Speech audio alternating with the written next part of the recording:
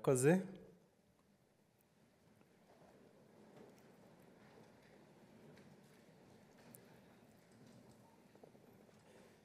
Nyakubahwa Perezida wa Repubulika, nitwa Mushimire Olivier, ndi umujyanama wa Perezida wa Sena, nkaba ndi bufashe kuyobora gahunda y'uyu munsi. Nyakubahwa Perezida wa Repubulika, bayobozi batumirwa mwese muteraniye hano, nk'uko biteganywa n'itegeko nshinga rya Repubulika y'u Rwanda mu ngingo yaryo y'116 ivuga ishyirwaho ry'abagize guverinoma, ku wa gatatu tariki ya 23 Nyakanga 2025, Nyakubahwa Perezida wa Repubulika yashyizeho Minisitiri w'Intebe.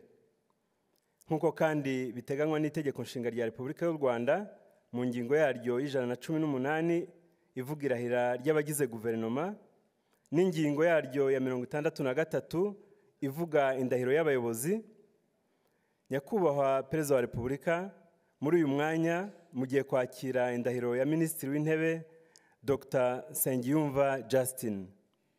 Arigira imbere.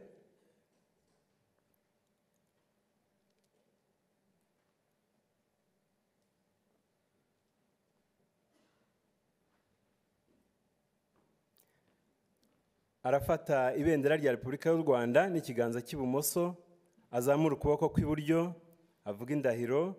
Jewe Nsengiyumva Justin, ndahiriye u Rwanda ku mugaragaro, ndahiriye u Rwanda ku mugaragaro ko ntazahemukira Repubulika y'u Rwanda,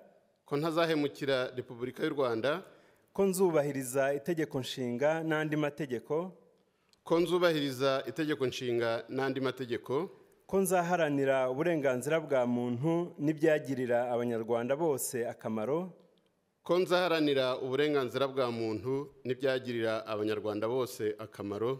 nzaharanira ubumwe bw'abanyarwanda,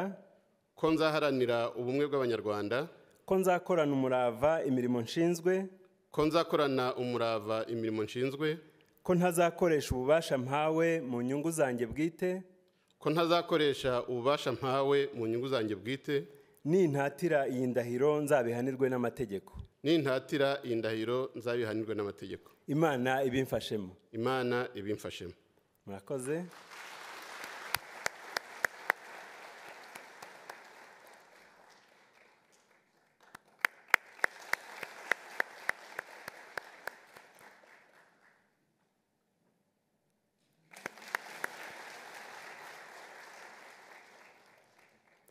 Murakoze. Twagira ngo dusabe Nyakubahwa Minisitiri w'Intebe Dr. Nsengiyumva Justin umaze kurahira gushyira umukono ku ndahiro.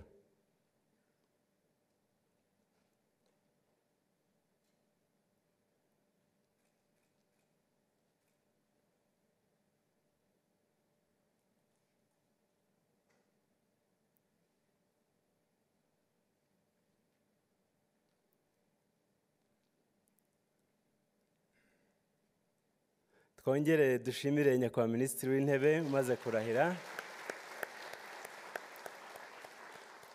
Murakoze. Nyakubahwa Perezida wa Repubulika, icyiciro kijyanye no kwakira indahiro ya Minisitiri w'Intebe kirasoje. Muri uyu mwanya twagira ngo dusabe Nyakubahwa Minisitiri w'Intebe umaze kurahira kugeza ku bateraniye aha n'abakurikiye umuhango hirya no hino ijambo yaduteganyirije. Nyakubahwa Minisitiri w'Intebe, umwanya ni uwanyu.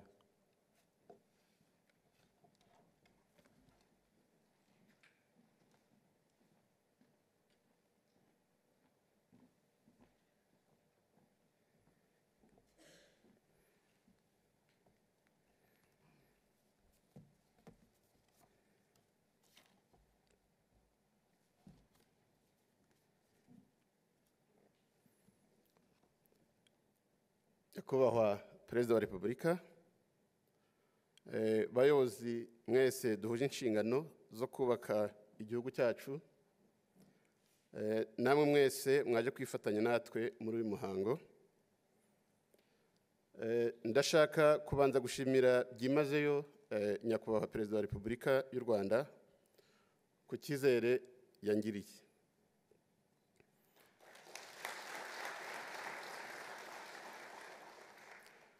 Nkaba mbizeza Nyakubahwa Perezida wa Repubulika ko nzi neza uburemere bw'izi nshingano mwampaye n'uruhare rwazo mu kuzamura imibereho y'abaturage n'iterambere ry'igihugu cyacu.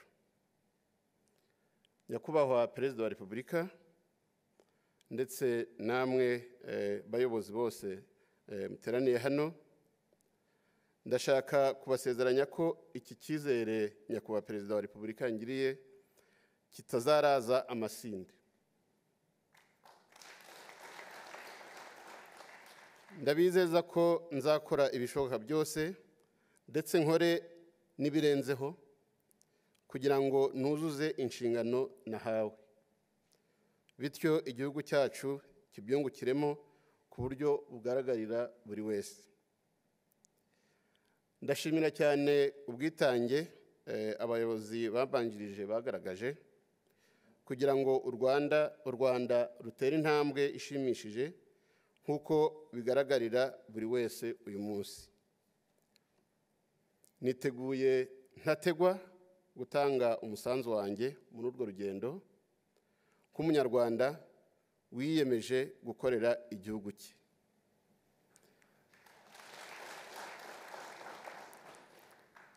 Nzaharanira gukorera mu mucyo, nzita mbere na mbere ku bibazo by'abaturage, nzafatanya n'inzego zose kugira ngo ibyo twiyemeje tubigereho kandi nta munyarwanda dusize inyuma. Nyakubahwa Perezida wa Repubulika, nongeye ndabashimiye, namwe mwese muteraniye hano ndabashimiye, murakoze.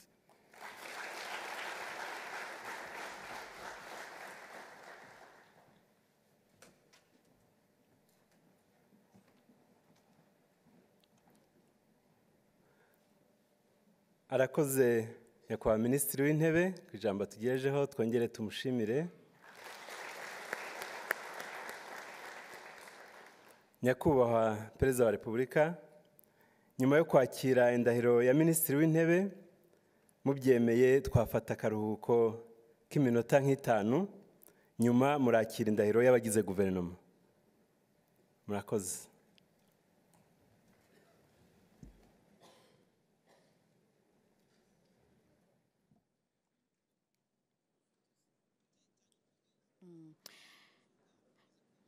Rero ahangaha turi ni mu ngoro y'Inteko Ishinga Amategeko y'u Rwanda, aho Minisitiri w'Intebe mushya amaze kurahira, ndetse nyuma yo kurahira avuze ijambo, aho mu ijambo rye ashimiye Nyakubahwa Perezida wa Repubulika ku cyizere yamugiriye, ndetse amwizeza ko icyizere yamugiriye kitazaraza amasinde. Rero reka mbararikire ko mu kanya muza gukurikira indahiro z'abagize guverinoma.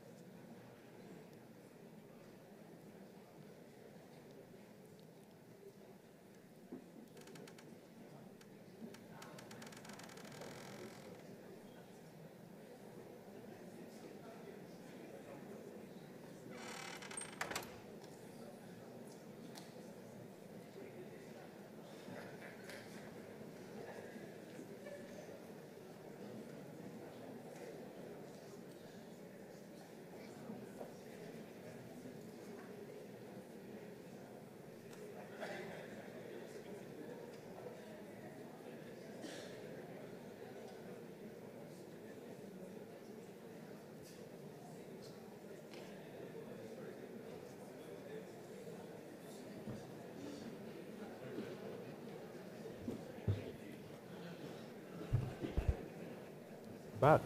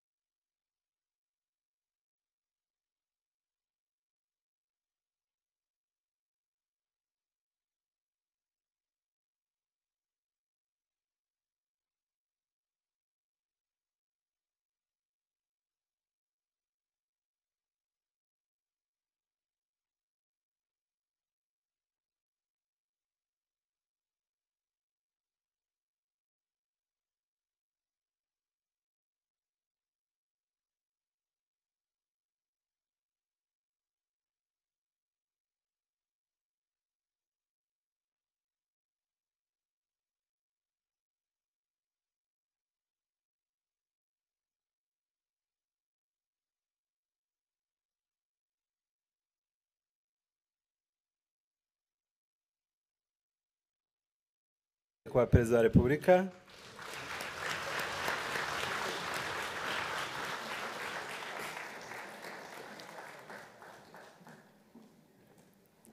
Murakoze.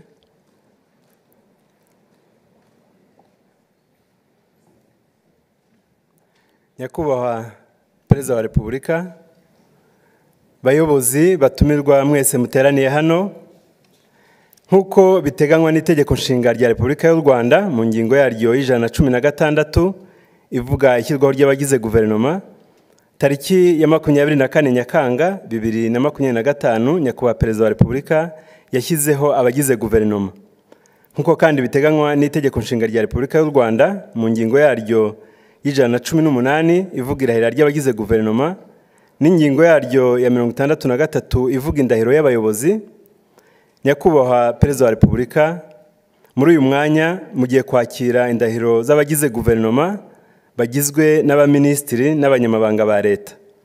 Murakira kandi n'indahiro y'umuyobozi mukuru w'urwego rw'igihugu rushinzwe iterambere n'umuyobozi mukuru wungirije w'urwego rw'igihugu rushinzwe iterambere. Nyakubahwa Perezida wa Repubulika, mugiye kubanza kwakira indahiro y'abagize guverinoma.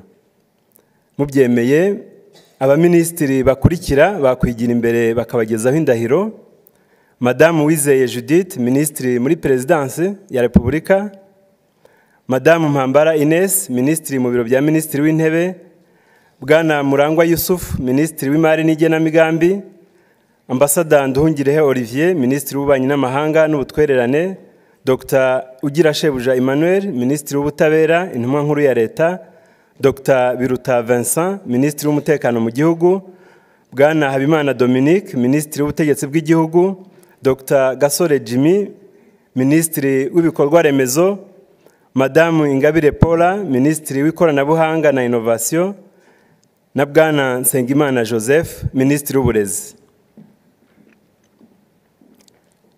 Barafata ibendera rya Repubulika y'u Rwanda n'ikiganza cy'ibumoso, bazamura ukuboko kw'iburyo, bavuga indahiro: Jewe Uwizeye Judith, Jewe Mpambara Ines, Jewe Murangwa Yusuf, Jewe Nduhungirehe Olivier, Jewe Ugirashebuja Emmanuel, Jewe Biruta Vincent, Jewe Habimana Dominique, Jewe Gasore Jimmy, Jewe Ingabire Paula, Jewe Nsengimana Joseph. Ndahiriye u Rwanda ku mugaragaro, ndahiriye u Rwanda ku mugaragaro ko ntazahemukira Repubulika y'u Rwanda, ko nzubahiriza itegeko nshinga n'andi mategeko, ko nzaharanira uburenganzira bwa muntu n'ibyagirira abanyarwanda bose akamaro, ko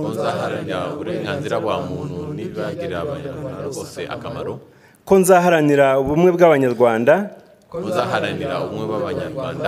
ko nzakorana umurava imirimo nshinzwe,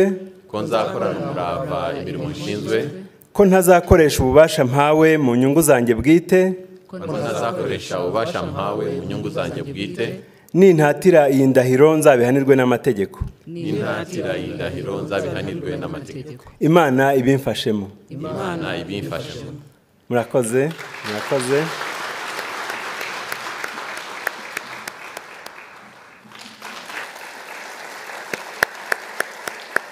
Murakoze banyakubahwa.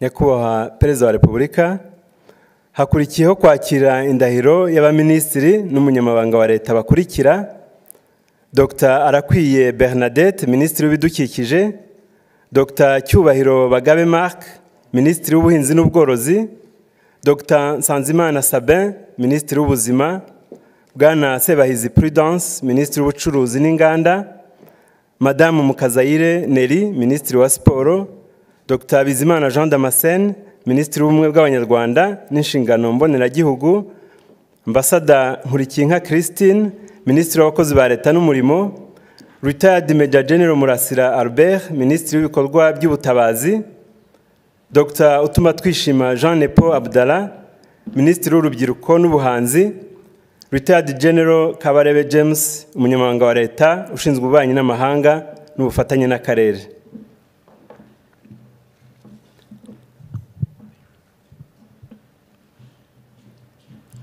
barafata ibendera rya Repubulika y'u Rwanda n'ikiganza cy'ibumoso bazamura ukuboko kw'iburyo bavuga indahiro. Jyewe Bizimana Jean Damascene. Jyewe Nkurikinka Christine. Jyewe Retired Major General Murasira Albert. Jyewe Utumatwishima Jean Nipo Abdallah. Jyewe General Retired Kabarebe James. Jyewe Arakuye Bernadette. Jyewe Bagabecyuhero Marc. Jyewe Sanzimana Sabin. Jyewe Sebahezi Prudence. Jyewe Mukazayire Neri. Ndahiriye u Rwanda ku mugaragaro. Ndahiriye u Rwanda ku mugaragaro. Ko ntazahemukira Repubulika y'u Rwanda. Ko ntazahemukira Repubulika y'u Rwanda. Ko nzubahiriza itegeko nshinga n'andi mategeko. Ko nzubahiriza itegeko nshinga n'andi mategeko. Ko nzaharanira uburenganzira bwa muntu n'ibyagirira abanyarwanda bose akamaro. Ko nzaharanira uburenganzira bwa muntu n'ibyagirira abanyarwanda bose akamaro. Ko nzaharanira ubumwe bw'abanyarwanda. Ko nzaharanira ubumwe bw'abanyarwanda. Ko nzakorana umurava imirimo nshinzwe. Ko nzakorana umurava imirimo nshinzwe. Ko ntazakoresha ububasha mpawe mu nyungu zanjye bwite. Ko ntazakoresha ububasha mpawe mu nyungu zanjye bwite. Nintatiriye indahiro nzabihanirwe n'amategeko. Nintatiriye indahiro nzabihanirwe n'amategeko. Imana ibimfashemo. Imana ibimfashemo. Murakoze. Murakoze.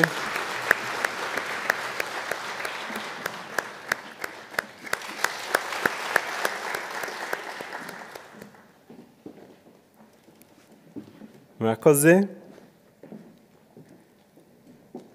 Nyakubahwa Perezida wa Repubulika, hakurikiyeho kwakira indahiro y'abanyamabanga ba leta bakurikira: Madamu Mutesi Linda Rusagara, umunyamabanga wa leta ushinzwe kwegeranya imari n'ishoramari rya leta; Bwana Kabera Godefroid, umunyamabanga wa leta ushinzwe imari ya leta; Ambassadeur Wihanganye Jean de Dieu, umunyamabanga wa leta ushinzwe ibikorwa remezo; Madamu Kayisire Marie Solange, umunyamabanga wa leta ushinzwe ubutegetsi bw'igihugu; Madamu Irere Claudette, umunyamabanga wa leta ushinzwe uburezi; Madamu Umutoni Sandrine, umunyamabanga wa leta ushinzwe urubyiruko n'ubuhanzi; Dr Butera Ivan, umunyamabanga wa leta ushinzwe ubuzima; Dr Ndabamenye Telesphore, umunyamabanga wa leta ushinzwe ubuhinzi n'ubworozi; na Bwana Rwego Ngarambe, umunyamabanga wa leta ushinzwe siporo.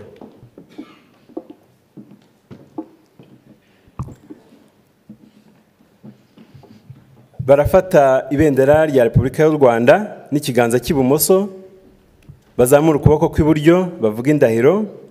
Jyewe Mutesi Linda Rusagara. Jyewe Kabera Godfrey. Jyewe Uwihanganye Jean de Dieu. Jyewe Kayisire Marie Solange.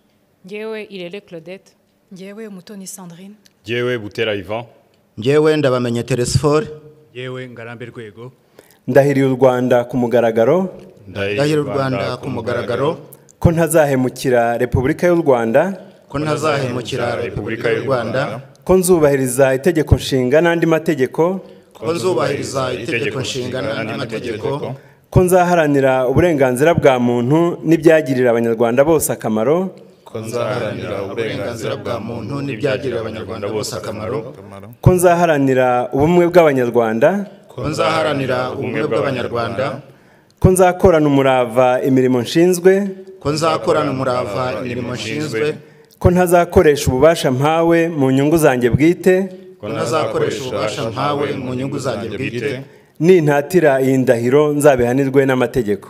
Nintatira indahiro nzabihanirwe n'amategeko. Imana ibimfashemo. Imana ibimfashemo. Murakoze.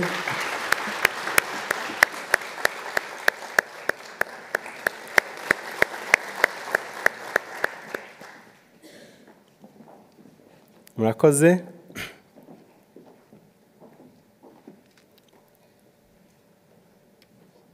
Muri uyu mwanya, Nyakubahwa Perezida wa Repubulika, nyuma yo kwakira indahiro y'abagize guverinoma, turagira ngo dusabe abamaze kurahira gushyira umukono ku ndahiro.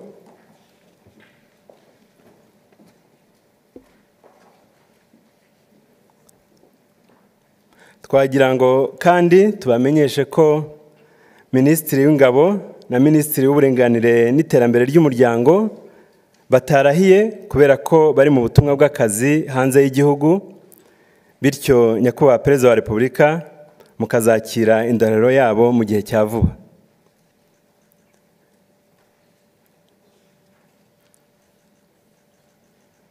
Murakoze. Nyuma yo gushyira umukono ku ndahiro, twashimira abagize guverinoma bamaze kurahira.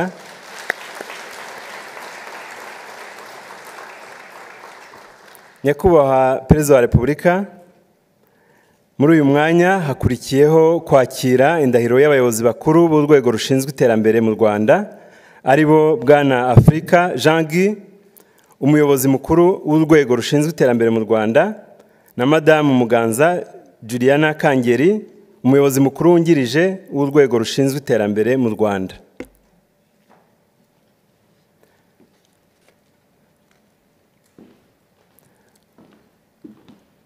Barafata ku ibendera rya Repubulika y'u Rwanda n'ikiganza cy'ibumoso, bazamura ukuboko kw'iburyo bavuga indahiro.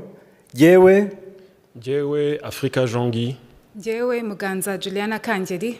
Ndahiriye u Rwanda ku mugaragaro. Ndahiriye u Rwanda ku mugaragaro. Ko ntazahemukira Repubulika y'u Rwanda. Ko ntazahemukira Repubulika y'u Rwanda. Ko nzubahiriza itegeko nshinga n'andi mategeko. Ko nzubahiriza itegeko nshinga n'andi mategeko. Ko nzaharanira uburenganzira bwa muntu n'ibyagirira abanyarwanda bose akamaro. Ko nzaharanira uburenganzira bwa muntu n'ibyagirira abanyarwanda bose akamaro.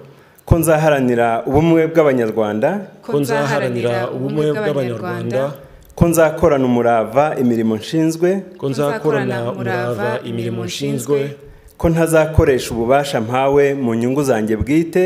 Ko ntazakoresha ububasha mpawe mu nyungu zanjye bwite. Nintatira iyi ndahiro nzabihanirwe n'amategeko. Nintatira iyi ndahiro nzabihanirwe n'amategeko. Imana ibimfashemo. Imana ibimfashemo. Murakoze.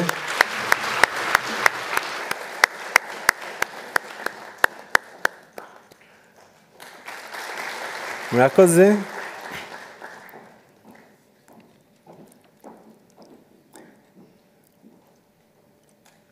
Muri uyu mwanya, nyuma yo kurahira kw'abayobozi bakuru b'urwego rushinzwe iterambere mu Rwanda, twagira ngo tubasabe bashyire umukono ku ndahiro. Twagira ngo kandi twibutse nk'uko mwabisomye mwabibonye mu itangazo ko urwego rushinzwe iterambere mu Rwanda ari rwo rureberera ikigo gishinzwe mine, peteroli na gazi mu Rwanda, ndetse n'ikigo gishinzwe guteza imbere ubukerarugendo bushingiye ku nama. Urwego rushinzwe iterambere mu Rwanda RDB nirwo ruzareberera ibyo bigo byombi. Tukaba twakongera tugashimira abayobozi bakuru b'urwego rushinzwe iterambere mu Rwanda RDB bamaze kurahira no gushyira umukono ku ndahiro yabo.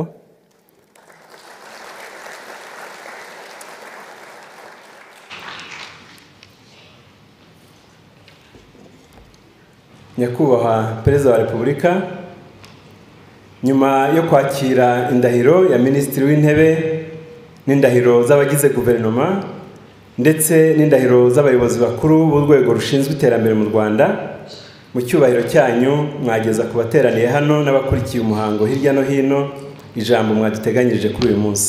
Murakoze.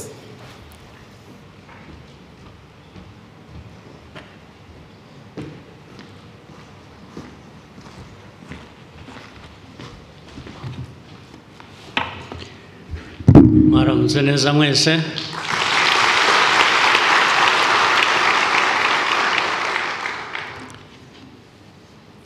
Bayobozi b'inzego nkuru z'igihugu cyacu, nyakubahwa ari Minisitiri w'Intebe umaze kurahira, abagize guverinoma n'abandi bayobozi baturahiriye imbere hano, abanyarwanda bose bakurikira uyu muhango, nagira ngo ntangirire kubasuhuza mbifuriza ubuzima n'ibihe byiza.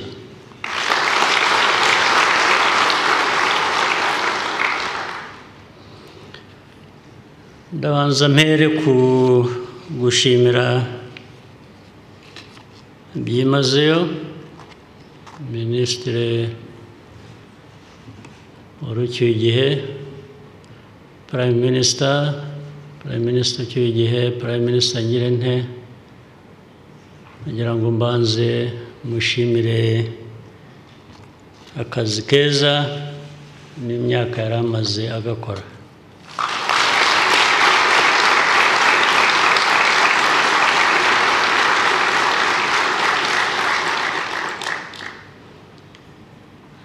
Twakoranaga neza uburyo najyaga mutera urubwa,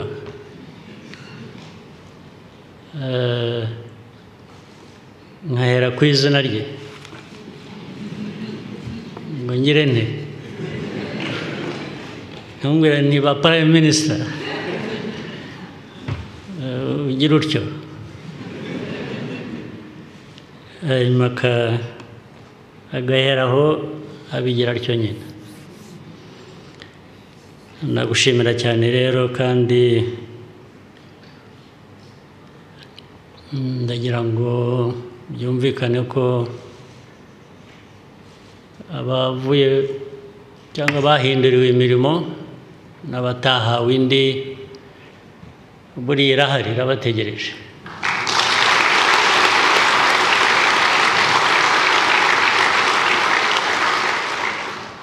Birahinduka gusa, ariko ntabwo birangirira aho ngaho, niko bikwiriye kumvikana.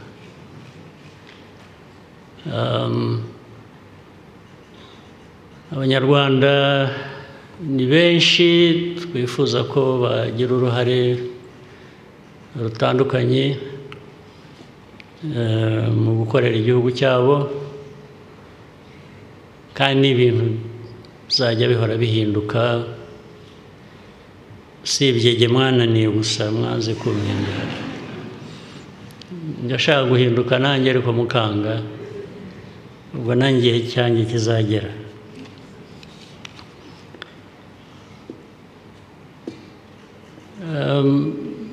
Ku bamaze kurahira rero, barahiriza inshingano bahawe, ndetse n'abari bari mu nshingano zitandukanye bategereje izindi bazabona. Nagira ngo mpere ku kuvuga ko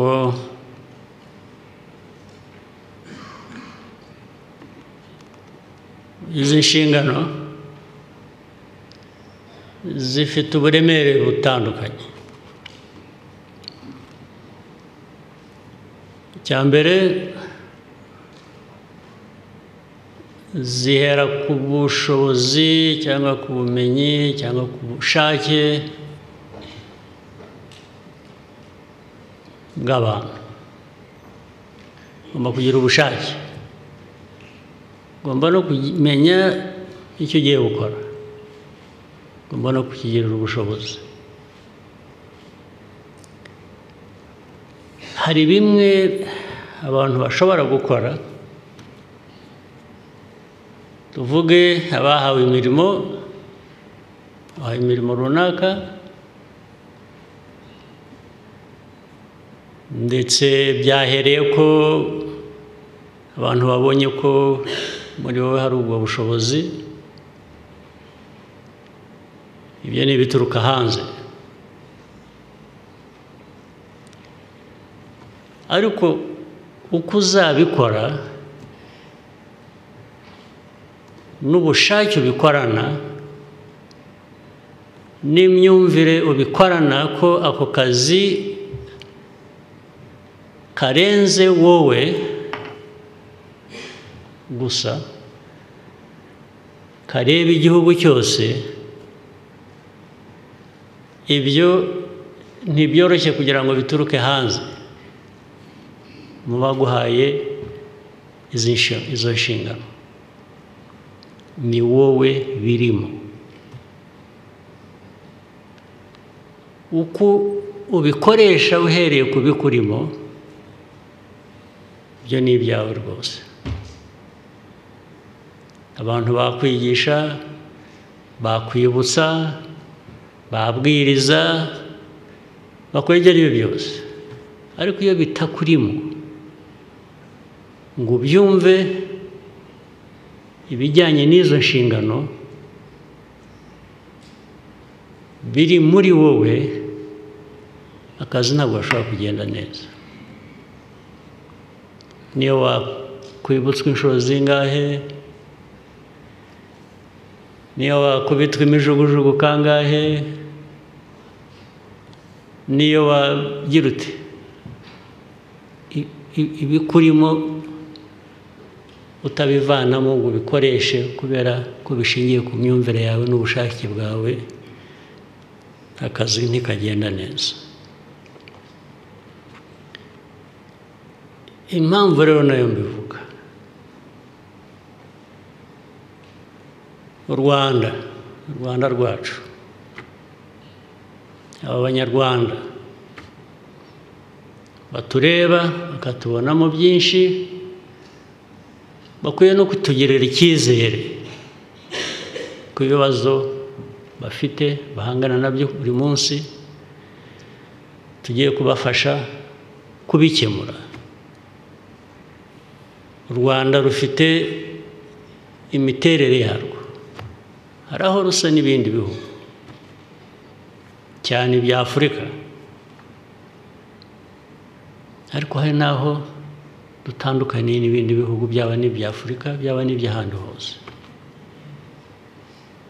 Dufite amateka yacu, dufite umuco wacu, dufite kamere yacu duheraho, dufite n'ibindi dusangiye n'Abanyafurika navugaga. Iyo ubona u Rwanda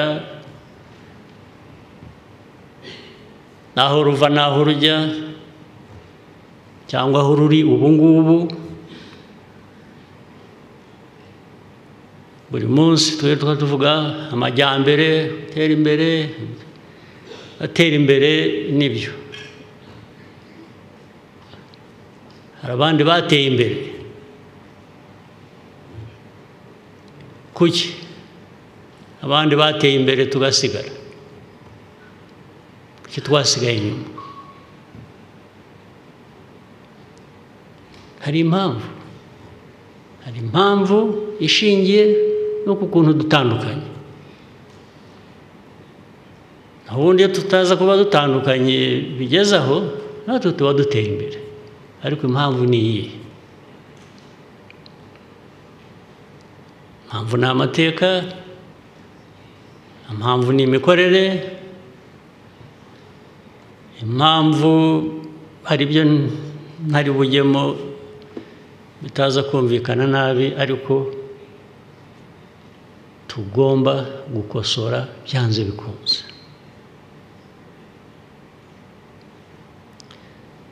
Ndetse no muri twe twicaye aha n'abandi handi, ari n'ushobora kwibaza atari ko twabikosora dute. Hari abihebye barekuye, bazi ko Abanyarwanda, Abanyafurika tugomba kuba turi aho, turi abakene, turi mu mwiryane, hanyuma kandi hari abazaza kudukiza. Abazaza kudukiza ntabwo mvuga babandi mwirirwa musenga mutegereje bazabakiza, bamwe batuyobora twese, ntabwo ari byo mvuga. Gusanga abantu bari aho bategereje abazabakiza ari abantu nkabo, nicyo mvuga, nicyo kibazo cya mbere. Ubundi iyo mico ya savior mentality tukazaba tuzakizwa n'abantu bicaranye natwe hano, abatumirwa, abo twita partners. Ibyo nicyo kibazo cya mbere tugomba kwivanamo, ko twicara, ko tubayeho muri iki gihugu cyacu, tugahera kuri twe ibyo dushoboye tukabikora uko dushoboye, ukabikora uzi aho uva, uzi n'aho ujya, uzi n'aho ushaka kujya. Abo bandi bafasha, iyo bagufashije uri mu nzira ugenda ugana aho ushaka kujya, nibwo bigira akamaro. Ariko ntabwo bazaguterura ngo bagutereke aho ushaka kujya, nta nubwo babishaka niba mutari mubizi.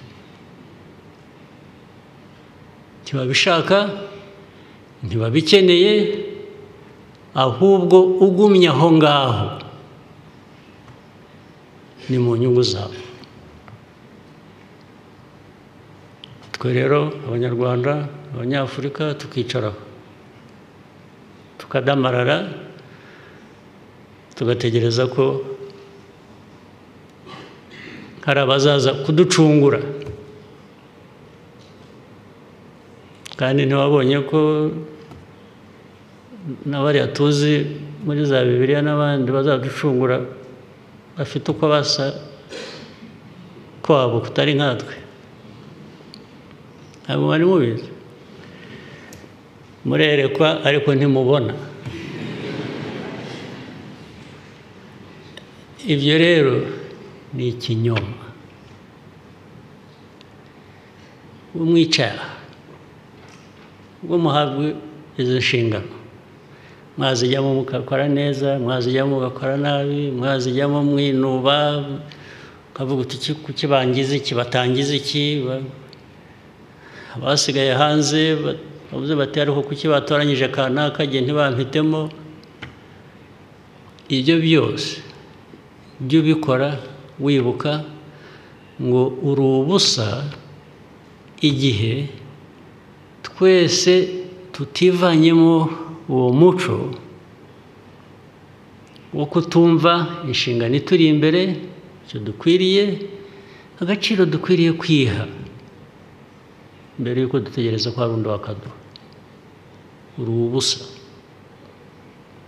Ariko hari n'abo kuba ubusa bitagize icyo bitwaye, ni naho bihera.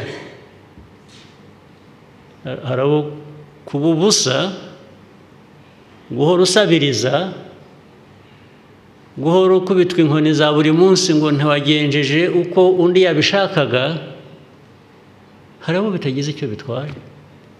Kuko niba abandi navugaga bihebye, bava ku cyo bakwiriye kuba bari cyo, bategereza icyo abandi babagenera. Byo ntabwo ari byo, ntabwo ari byo. Ntibyabaye by'imyaka 100 ishize, kugeza ubu ntibizaba byo guhera ubu n'indi myaka 100 iri imbere. Ntibishobora kuba.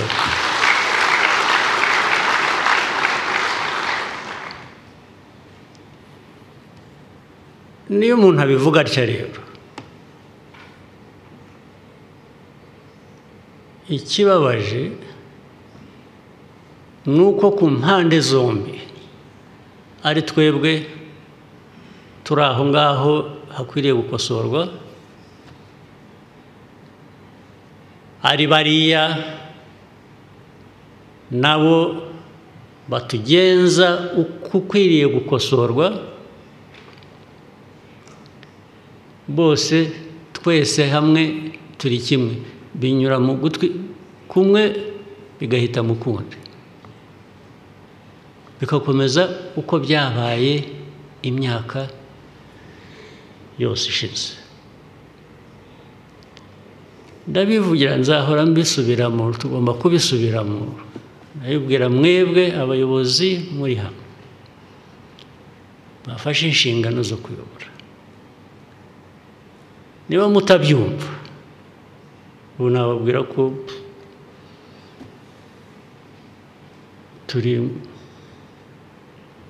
mu ibasi tutazi n'aho ijya, turi muri bisi, ufite umushoferi uyobora, adakora agisida, ariko abari mu bisi ntibazi aho bajya. Niko bigenda iyo abayobozi ibyo batabyumva. Duhora tugenda tuzunguruke muri iyo bisi twisange aho twaturutse, aho twahereye urugendo. Abantu ntibavamo bavuge ngo twagarutse hahandi, ubwo bamaze amasaha angahe bagenda mu bisi, bajya gusohokamo bagasanga bari aho batangiriye. Niko ari u Rwanda, ari Afurika, imiterere yacu, imikorere yacu, imyumvire yacu tutivanamo ngo hindura ibigomba guhinduka, niko bigenda.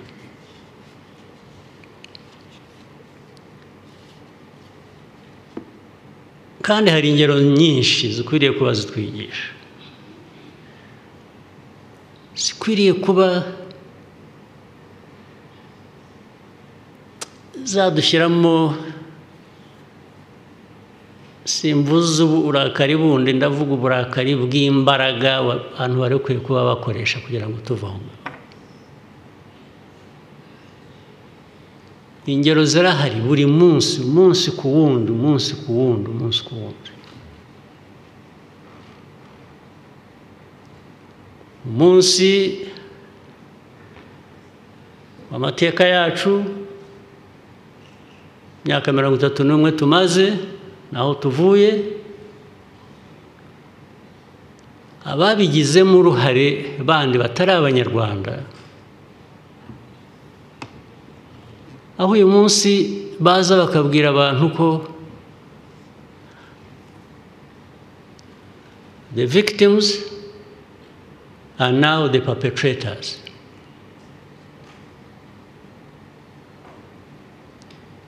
Barangiza babigizemo uruhare, barabirebereye, barangiza bakazana amasomo yo kwigisha uko ukwiriye kubaho. Bakazana amasomo yo kwigisha demokarasi. Nabwo ntibe demokarasi gusa, kitwa bagashaka benshi liberal democracy. Liberal democracy ngiye ko hina mu magambo make ni ukubwira ngo no muri ubwo bukene bwawe bwose, no mu ko wabaye, ibereho uko ushaka, niyo kwaba kukwica, ureke n'undi abeho uko ashaka, niyo kwaba kumwica, niyo mwese kwaba kubica. Nicyo bivuze. Bakaza kubikwigishaga, barangiza bakaza kukubwira uburenganzira bw'ikiremwa muntu. Muri mwebwe nimumbwire utazi ikiremwa muntu ninde? Aho ugomba kuba muri n'abaswa wenda. Aho bahereye babibigisha imyaka igiye kugera 100, n'ubu ntimurabifata. Wahora wigishwa usubirirwamo icyo, ariko se ikiremwa muntu ninde? Wowe nturicyo, nk'uko n'undi akiriye. Ubu ukubwira ni ikiremwa muntu, nawe uri ikiremwa muntu. Unless people think we are dumb, we just have no capacity to think or to act upon what we think and what we must do. The kind of disrespect that people, Rwandans, Africans, experience on a daily basis is staggering. But on the other hand, I don't entirely blame other people. we have a responsibility. Why don't we just reject it? What do you lack to reject it and raise questions you must raise about yourself first, but also about others? I can't quarrel with you just because you've been coming around and giving me lectures without blaming myself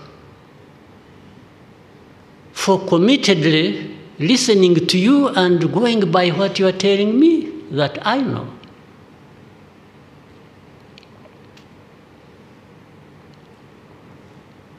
And it is as if we are going to do what is right because we have been instructed to do so. I mean, you must be having, you Africans, you Rwandans, you must be having problems to accept that. And for years. And even then, that is reflected on the way you go about your responsibilities, including these ones you have been sworn in for. It's as if you are doing it for other people other than yourselves and your people. How?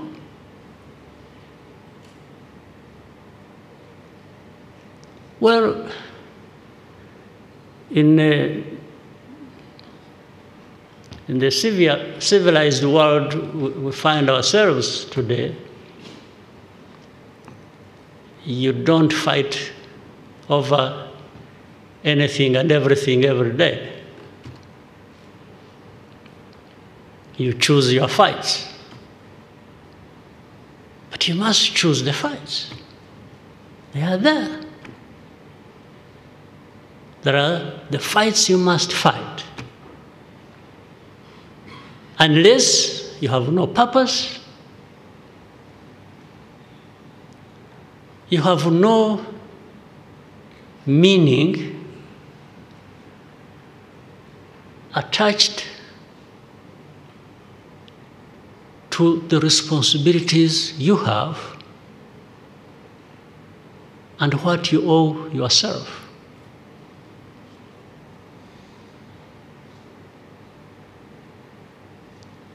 You see this every day. So, in short, hear what I'm talking about. The mindset must change. We can't be the same Rwandans, the same Africans we were 100 years ago, 50 years ago. We can't.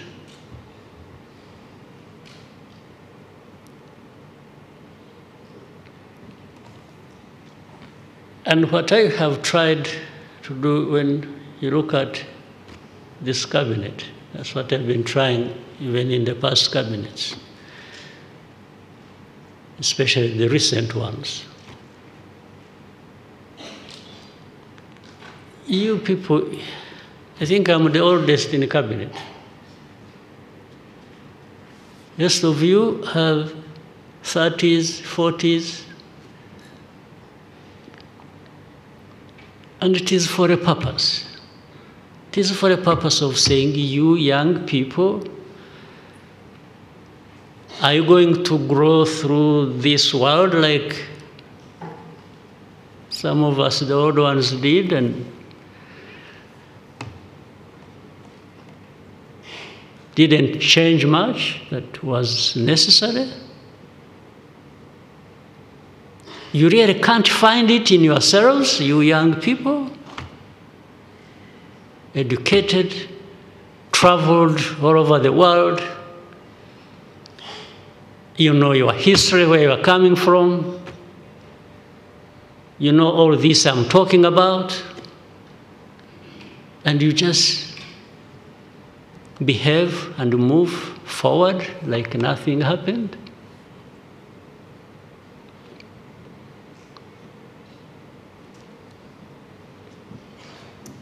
then you start breeding a generation that just complains about things. Blaming so-and-so, blaming this for this, blaming that. No, where are you? Why don't you deal with the matter that you are complaining about? Especially when you are given an opportunity like this. Why don't you? Where are you? Why do you want to complain about other people? Even those from outside who may cause you problems. No, you should refuse, you should fight back. There's no question. Unless, I don't know,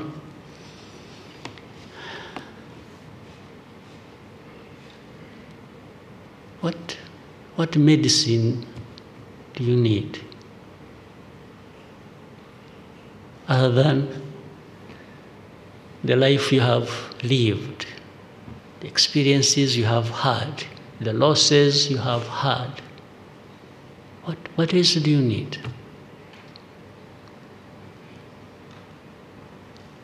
Yes, young people, educated, carrying a lot of degrees, academic degrees, PhDs, but you are just,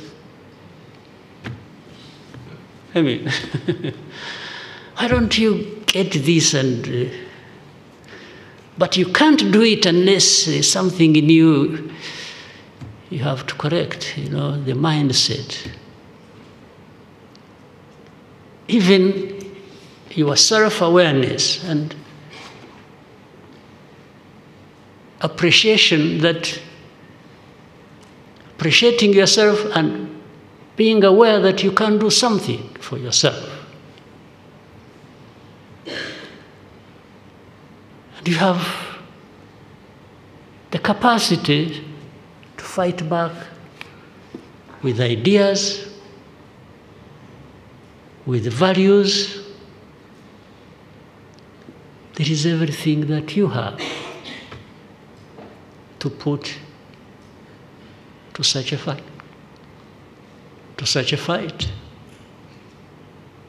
So what do you need? What injection? What medicine you want?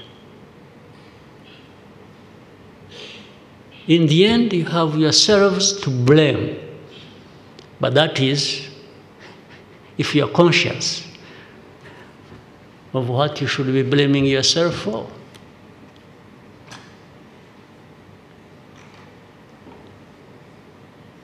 You don't find being a beggar every day or being dictated to as what you must do or ought to do every day. You don't find it wrong.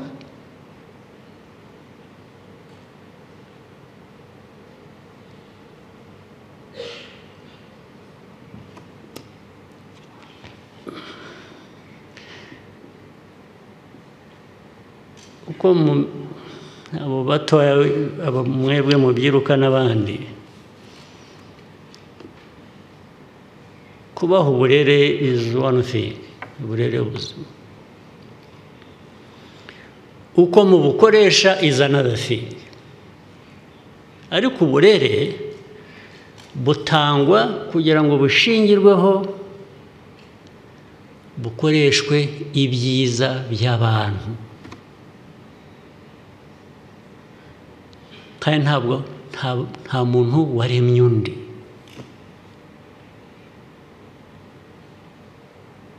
Nta muntu waremye undi. Ibintu byose ni magirirane.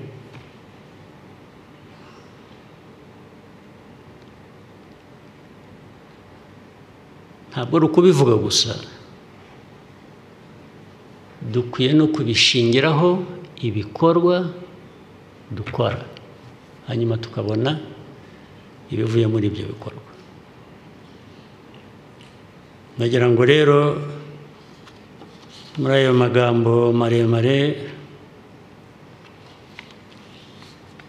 nongere nshimire abayobozi mu nzego zitandukanye ariko mbabwira ko namwe mwisuzume buri cyumweru buri kwezi mwisuzume murebe icyo mwahindura niba wanakoraga neza urusheho urenze ubyiza wakoraga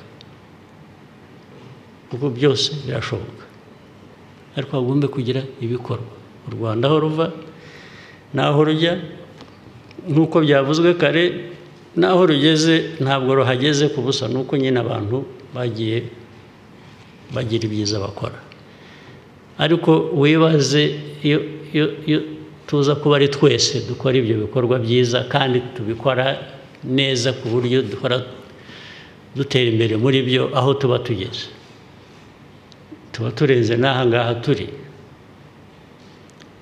ariko nanone niba harimo abumva ko aho tugeze niho hacu niho hadukwiriye niho twagarukira ubwo nyine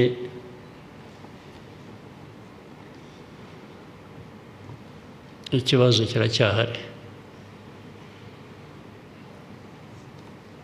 ntabwo kuyavuga ari ukuyarangiza rero ahasigaye ubwo nahanye ibyanjye mba nayababwiye ngerageza gukora ibyo nshoboye ubwo namwe reka turebe aho tuganisha igihugu cyacu asante ni sana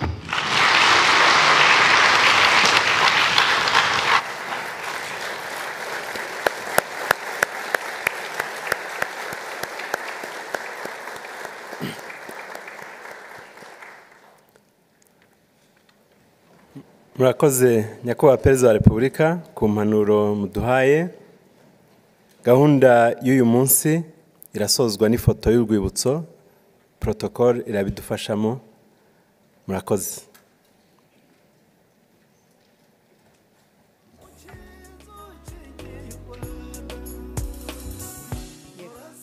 muranyumva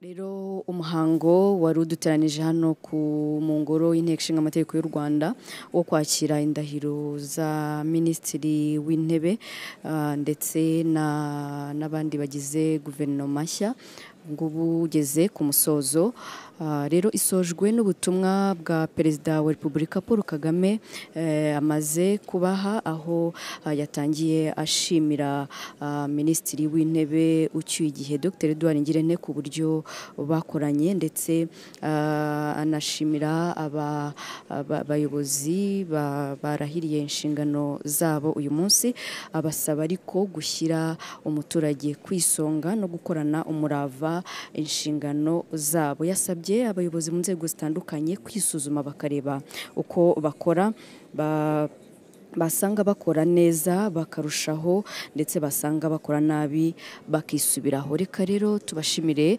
mwese mwari mukurikiye uyu muhango dusubize gahunda kuri studio mwakoze cyane